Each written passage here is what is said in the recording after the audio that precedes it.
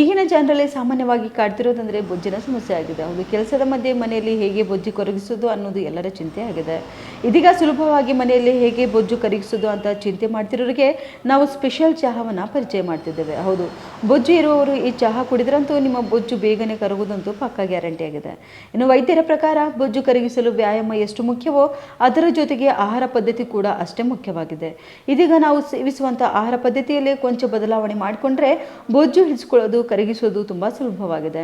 ಇನ್ನು ಈ ತರಹದ ಚಹಾ ಮಾಡಿ ಕುಡಿದರೆ ನಿಮ್ಮ ಬೊಜ್ಜು ಆದಷ್ಟು ಬೇಗ ಕಡಿಮೆ ಆಗೋದಂತೂ ಗ್ಯಾರಂಟಿ.